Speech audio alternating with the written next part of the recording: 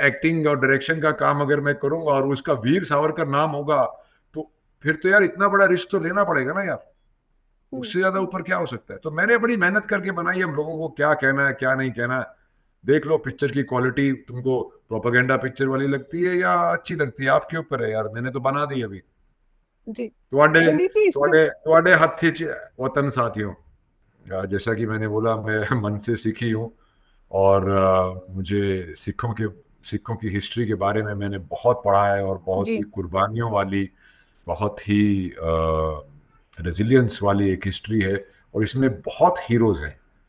हम्म, अब क्या इत्तेफाक बैठेगा, ऊंट किस करवट करवट बैठेगा, वो समय पे पता चलेगा। But I am very interested in. जी। और वीर सावरकर जो है, आप नॉर्थ अमेरिका कनाडा में अच्छा, रिलीज कर वीर रहे थे। सावरकर जी के बारे में एक आपको बात बताता हूँ। जी। वो जिंदगी भर अपने पास किरपान रखते थे। मैंने सुना। जी। जिंदगी भर अपने पास किरपान रखते थे। वो उन्होंने गुरमुखी सीख के हिस्ट्री ऑफ सिक्स 1906 में लिखी थी, जो कि अंग्रेजों ने कन्फिस्केट कर ली थी जब उनको अरेस्ट किया था। तो जी। वो जी। गुरु गोविंद सिंह जी को बहुत मानते थे। और बहुत उनकी पूजा करते थे। उनके पाठ लोगों को पढ़ाते थे, उनसे इंस्पायर करते थे कि जब अन्याय हो रहा हो तो शस्त्र उठा लेने चाहिए। चुकार अजहमा हीलते तर कुजस्त, हलाल अस्त बुर्दन बा शमशीर दस्त। तो ये वो बहुत जी। इसमें विश्वास करते थे। और कहीं ना कहीं उनकी जो एक एक सेल्फ डिफेंस के लिए शस्त्र उठाने वाली जो बात थी, वो बहुत इंस्पायर्ड थे उनसे। जी। तो रणदीप जी, जब आप फिल्म बनाने से पहले से लेके अब तक आप कितना सावरकर जी को जान सके हैं, उससे पहले और अब तक? पहले तो मैं कुछ नहीं जानता था, अभी मैं बहुत कुछ जानता हूं। पर वो भी, आप, मैं उनसे कभी मिला नहीं हूं, तो मैंने एक उनकी सोच, जो मैंने उनको पढ़ा, उनके बारे में पढ़ा, और फिर उससे मैंने ये सोच बनाई और एक समझने की कोशिश की। कोई भी इंसान अपने सर्कमस्टेंसेस का ही नतीजा होता है। तो उस वक्त सर्कमस्टेंसेस क्या थे, कैसे वो ऐसे बने, मैंने ये एक्सप्लोर किया है। सो ऐसी डीप रूटेड फिल्म्स जो होती है आप पे कोई प्रभाव छोड़ती है इमोशनली, ਤੁਸੀਂ चेंज ਹੁੰਦੇ हो? मतलब सरजीत ਦਾ ਤੁਹਾਡੀ transformation was amazing, Charles Sobhraj amazing, you did Raja Ravi Varma पे अमेजिंग। सो वो इमोशनली ਤੁਹਾਨੂੰ कुछ ਛੱਡ के ਜਾਂਦੀ है ਇਹ ਜਿਹੀਆਂ फिल्म्स? जी बिल्कुल। आपको इमोशनली तो फर्क पड़ता ही है। और इस फिल्म में तो चूंकि मेरा वेट बहुत कम था, और मैं, उससे आदमी बहुत ही बॉडी स्ट्रेस में रहती है, और चिड़चिड़ा रहता है आदमी, और गुस्सैल हो जाता है। और मैं काफ़ी अझेल हो गया था, मुझे झेलना बहुत मुश्किल था इस मूवी के दौरान। पर वो सब होता है, और इसकी कुछ रेजोनेंस रहती है। जैसे चार्ल्स सोबराज का रोल करने पे मेरी स्माइल बदल गई थी, टेढ़ी हो गई थी। सरबजीत के रोल में मेरे को और बहुत प्रॉब्लम्स हो गई थी फिजिकली। सरबजीत जी के परिवार से मेरा एक बहुत बड़ा नाता हो गया था। फिर राजा रवि वर्मा के उसमें एक अलग पॉइंट ऑफ व्यू था। तो इंस्पेक्टर अविनाश मैंने किया है, जो यूपी के एक बहुत बड़े एसटीएफ अफसर की कहानी है। वो खाते पीते अपना मजाकिया दौर में रहते थे, तो उससे थोड़ा मूड और हल्का हो जाता है। और सावरकर जी तो बहुत ही इंटेंस थे हमेशा। उफ, उनकी उनके तिल मिलाती हुई आत्मा थे वो। तो मैं भी थोड़ा वैसे ही हो गया था, और बहुत ही सार्केस्टिक, शार्प टंग, बहुत ही तंज वाले थे। तो वो सब चीजें आ जाती हैं, पर फिर आपको अभी घूम फिर के घर तो लौटना ही होता है। हम्म, बिल्कुल। और खालसा ईद के साथ जानना चाहेंगे, राइट हियर इन कनाडा, यहाँ पे आपके बहुत सारे फैंस हैं। सो खालसा ईद के साथ आप बहुत लंबे समय से जुड़े हुए हैं। बैटल ऑफ सारागढ़ी जब बननी शुरू हुई तब से लेके आपने काफी उसको जिया है, लिटरली एक स्वरूप में जिया है। उसके बाद जी खालसा ईद के साथ जब भी कभी जरूरत पड़ी आप फोर्थ फ्रंट पे थे हमेशा। जी। So that is a commendable thing. Thank you very much. I respect Sikh seva bhav. और जो सेवा का जो एक एक रुतबा होता है, और एक फीलिंग जो होती है, सिख, मैं भी अंदर से सिख ही हूँ। पर जो सेवा भाव होता है, मैं उसको बहुत एडमायर करता हूँ। और मेरे को उसका जो मौका मिला लाइफ में उसको महसूस करने का और खुद करने का, उससे मैं I have become a better person. And I think सभी को ये करना चाहिए। And Khalsa aid, I kudos to them, and they do admirable work. And I continue to propose to you even on this beach cleaning जी जी। in Warsaw or Versova. local gurdwaras and all that। आपको अगर ऊपर वाला दे रहा है तो आपको वो शेयर जरूर करना चाहिए। ये सेवा भाव जो सिखों में है, मुझ में भी है, और मैं इसका बहुत शुक्रगुजार हुआ। It makes you a better person and I encourage everybody to come out and do seva. जी। रणदीप जी, एक सवाल है कि ऐसा क्यों लगता है कि लोग आपसे इंटिमिडेट हो जाते हैं, इंडस्ट्री भी, सर्टेन जर्नलिस्ट ऑल्सो भी, कि ये रणदीप ऐसे एक्टर हैं जिनसे आप खामखा कुछ नहीं पूछ सकते, आप उलझ नहीं सकते, आप इन्हें कहीं पे भी आके फोटो खींच नहीं सकते, ऐसे हाथ पकड़ के सेल्फियां नहीं कर सकते। एक एक क्यों एक पर्सोना है। और मैं, मुझे लगता है पहला आर्टिकल आपका मैंने लिखा था ट्रिब्यून में, और तब से लेके मेरे एडिटर बोलते हैं इनसे ध्यान से बात करना, इनसे इधर उधर की बात नहीं करना। तो ये देखिए, इंटिमिडेशन क्यों रहता है हमेशा? यहाँ पे शायद मेरा जाटपना, मेरे ख्याल से लोगों को जाट होना जी। और थोड़ा रफ अराउंड द एजेस, पर ये रफ अराउंड द एजेस अंदर से बहुत सॉफ्ट होते हैं, मैं बता दूं आपको पहले। पर आप है। अच्छा है लोग, पर अच्छा है लोग कम दुखी करते हैं।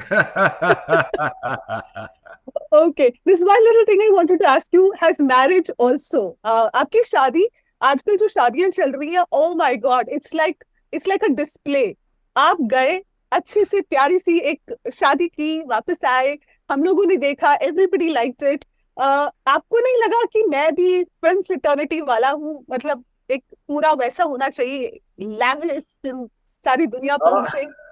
देखिए, रिसेप्शन हमने बॉम्बे में की थी अपने जी दोस्तों के जी। लिए जिनके साथ मैंने काम किया है। मैंने दिल्ली में भी की थी फॉर माय फैमिली। गांव वाँव से भी लोग आए थे, तो मेरे पेरेंट्स के दोस्त वोस्त भी हैं, तो वो सब मैंने किया था। पर मैं मणिपुर में जाके वो सेरेमनी मैंने इसलिए की थी क्योंकि लड़की के घर जाके ही शादी होती है, जी और मैं अपनी वाइफ को, वाइफ की फैमिली को, उसके कल्चर को ये रिस्पेक्ट देना चाहता था कि मैं उनके रीति रिवाजों से ये शादी करूं। और ये बट नेचुरल हमें वहाँ पे जाना पड़ा, और उनका बहुत ही ब्यूटीफुल कल्चर है। वो तो हमसे भी ज़्यादा रिचुअल्स और हिंदुइज्म फॉलो करते हैं, जाटों से ज़्यादा, क्योंकि जाट तो मोस्टली हमारा थॉट प्रोसेस थोड़ा आर्य समाजी टाइप हो जी। जाता है। पर ये करना बहुत ज़रूरी लगा मुझे। और फिर हमने एक रिसेप्शन वेस्ट में की, शादी नॉर्थ ईस्ट में, रिसेप्शन वेस्ट में, फिर नॉर्थ में एक रिसेप्शन, फिर केरला हम गए 2 दिन का हनीमून ब्रेक के लिए। तो पूरा अखंड लेकिन ये फिर भारत भी फैमिली कवर लग कर रहा, हाँ, अखंड अखंड भारत, लेकिन ये फिर भी फैमिली अफेयर लग रहा था, ऐसे नहीं लग रहा था कि तारे जमीन पर। गया। एक बहुत ही सरप्राइज की बात है कि लोगों को उनके बारे में ज्यादा पता ही नहीं है, जी। तो उनका उनका प्रचार मुझे करना पड़ता है। और मैं ये सोच रहा हूँ जब मैं ये प्रचार बंद करूंगा, मूवी रिलीज हो जाएगी, तो मुझे विड्रॉल होने वाले हैं इसके। हाँ, विड्रॉल सिम्टम्स है। तो जब ये मेरे पास फिल्म आई थी, तो एज एन एक्टर जब आई थी, तो मैं भी सोचता सी यार मैनू हिस्ट्री का पता है, मैं तो स्टूडेंट रह चुका है हिस्ट्री का। तो हम्म। फिर मैनू मैं जब सोचा था, दो ही वर्ड पता पता सी, एक तो वीर सावरकर ते काला पानी, और कुछ पता ही हम्म। नहीं थी सानू।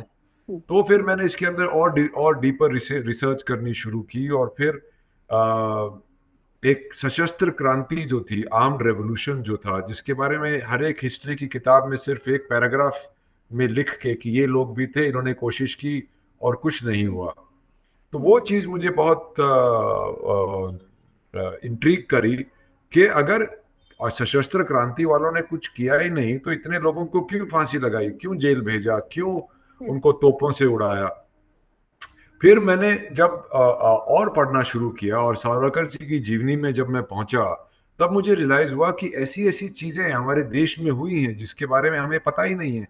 हमें बस हम्म। बताया गया है कि हमको आज़ादी अहिंसा से ही मिली है, और ये 4-5 लोगों ने हमें आज़ादी दिलाई है, बाकियों ने इतना कुछ खास किया नहीं।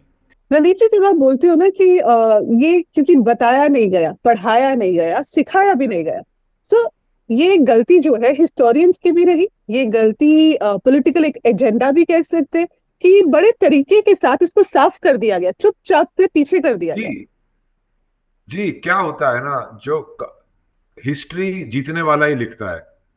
हम्म। तो जब इंडियन नेशनल कांग्रेस के सभी फॉरेन एजुकेटेड वकीलों को गवर्नमेंट में सिलेक्ट किया गया, तो उन्होंने फिर हिस्ट्री उस तरह से लिखवाई। एक मिस्टर मजूमदार थे जिन्होंने काफी डिटेल में जी। लिखने की कोशिश की थी, पर उनको निकाल दिया था। तो हम्म। अगर जैसे अंग्रेजी में बोलते हैं ना, hunter writes the story likes the history. अगर if the lion starts talking, तो वो बोलेगा इसके हाथ कांप रहे थे, पहली बुलेट यहाँ लगी थी, ये वो। तो ऐसा होता है। और जी।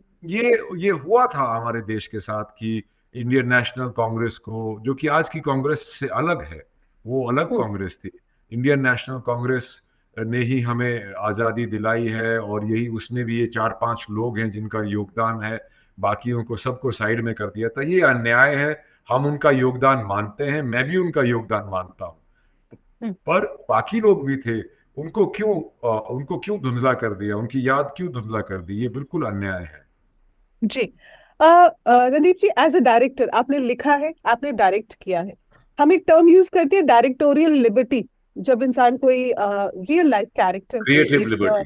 क्रिएटिव लिबर्टी लेते हैं, एंड थोड़ी सी डायरेक्टोरियल भी, कि मैं इधर उधर कर सकता हूँ चीजों को। क्या आपने उस चीज को इस्तेमाल किया इस पे, या जैसे इवेंट्स हुए हैं हूबहू आपने वैसे ही दिखाया है, कितने भी देखिए, अपना मेरे कोई मेरे तो इमेजिनेशन 90% नहीं? डायलॉग मेरे तो 90% डायलॉग भी लोगों ने कभी ना कभी बोले हैं। पर आप देखिए, मैं 53 इयर्स की कहानी बता रहा हूं, मैं उसको 2 घंटा कुछ मिनट में कैसे बताऊंगा? हालांकि बिल्कुल आई बिल्कुल। Stuck to the dates and everything, I have never change a major incident, but I have made the screenplay move very fast in a way, and there are very little actually creative liberties I have taken, and most of my dialogues and everything, the situation, they are facts, but obviously मैं वहां नहीं था, कोई भी नहीं था, तो जी मुझे वो सीन तो जी बनाना ही जी। पड़े ना। बिल्कुल। हालांकि गांधी जी और मिस्टर सावरकर के जो सीन थे, वो 3 बार मिले थे। वो तीनों सीन बहुत ही वेल डॉक्यूमेंटेड हैं, और हम्म। उनको मैंने 80-90% वैसे ही रखा है। जी। रणदीप जी, हम जानते हैं, as your fans also, as audience also, such a fine actor that you are. आपकी जो चॉइसेस रही है फिल्मों की, पता नहीं फिल्मों ने आपको चुना है या आपने फिल्मों को चुना है। चाहे वो आपकी फिल्म्स हो, चार्ल्स शोभराज पे हो, बैटल ऑफ सारागढ़ी के लिए आपने इतनी तैयारी की। आई वॉज इन जी चंडीगढ़ बैक देन, और मैं उस टाइम ट्रिब्यून में काम करती थी, और मुझे याद है कि 3 साल प्रोबेबली शायद आप उस तरीके से तैयारी करते रहे। सो जी, इस फिल्म के लिए भी 3 साल में 6 रूप विच रहा सी। जी, तुसी रहे सी, and it is, as an actor ये आसान काम नहीं होता है, बहुत मुश्किल है। इसमें और भी मैं पिछले 2 साल से इसी पिक्चर पे काम कर रहा हूँ, एग्जैक्टली exactly, और मैंने इसमें सब कुछ किया है। मैंने इसमें को राइटिंग भी की है, एक्टिंग भी की, डायरेक्शन भी की, और एंड में मैंने अपने अपने खुद के पैसे भी लगाए हैं। तो मैंने इसमें तन मन धन लगाया है, जैसे मैंने सारागढ़ी में लगाया है या किसी और पिक्चर में लगाया है। और मैं ये पिक्चर पिछले 15 अगस्त को रिलीज करना चाहता था, क्योंकि इट इज जी। About a freedom fighter. फिर मैं इसको 26 जनवरी को रिलीज करना चाहता था, पर अब ये इत्तेफाक हुआ है कि वो just day before martyrs day release हो रही है। और अगर सावरकर जी को 2 लाइफ टाइम देने की बजाय फांसी लगा देते तो हिस्ट्री कुछ और होती। तो ये अभी इसको लोग, बिकॉज ये इलेक्शन के टाइम में रिलीज हो रही है, तो लोग जी। इसको मेरी सारी मेहनत को प्रोपेगेंडा फिल्म बोल रहे हैं। तो मैं कहा, तो इसमें यही है भाई, कुछ तो लोग कहेंगे, लोगों का काम है कहना। और मेरी फिल्म एंटी प्रोपेगेंडा फिल्म है, क्योंकि ये सारे प्रोपेगेंडा जो सावरकर जी के नाम पे इतने सालों से चलाए हुए हैं लोगों ने, प्लीज आके मेरी पिक्चर देखिए। मैं इसमें इनको वीर नहीं कहता हूं। आप देख के खुद घर जाके डिसाइड करिए ना, वीर हो के नहीं, वीर थे कि हाँ, नहीं। बिल्कुल। Thank you Randeep ji, thank you so much. Thank you very much ji, Sat Shri अकाल। सत श्री अकाल।